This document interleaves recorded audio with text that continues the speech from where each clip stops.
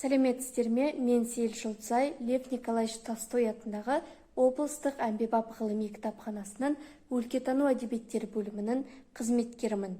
Бүгін сіздерді бір ерекше кітаппен таныстырмақшымын. Ол Ашамайлы Керей Танаш баба шежіресі атты кітабы. Алдарыңыздағы кітап ертеде өмір сүріп, дүниеден озған бабаларымыздың рухына арналған. Халқымыздан өлі риза болмай, тірі байымайды деген сөз қалған. Сонымен қатар бұл шығарылым бүгінгі ұрпаққа өте қажет. Мұны келер ұрпақ қызыға да, қызғана да оқыр деген үміттеміз. Кітапта қазақ халқының үлкен ұлт болып қалыптасуына үлес қосқан Керей тайпасына қатысты мәліметтер берілген.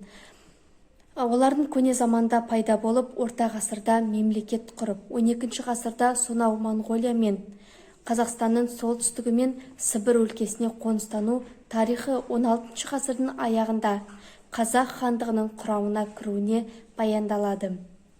Сонымен қатар Ашамайлы Керейден тарайтын рулардың схемасы және осы елден шыққан атақты тұлғалардың өмірбаяны берілген.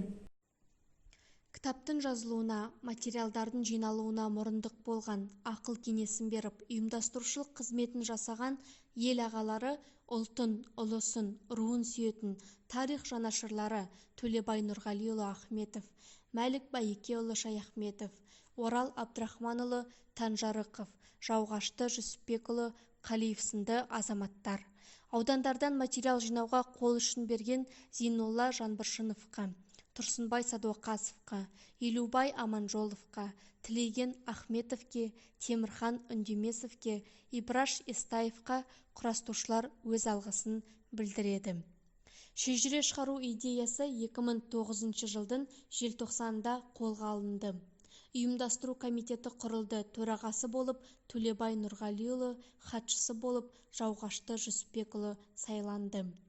Кітапқа материал жинау туралы хабарлама қазақ тілінде шығатын облыстық Қостанай таңы газетінде жарияланды. Профессор Аманжол Күзембайұлы облыстық теледидар арқылы бұл жөнінде хабарлама жасады. Тойға, асқа, соғымға шақырылған жерлерде шежіре жиналып жатқандығы жөнінде жиі-жиі айтылып жүрді. Материал жинау, оны құрастыру Қостанай аумақтық тарихи зерттеулер институтының бір топ ғалымдарына тапсырылған.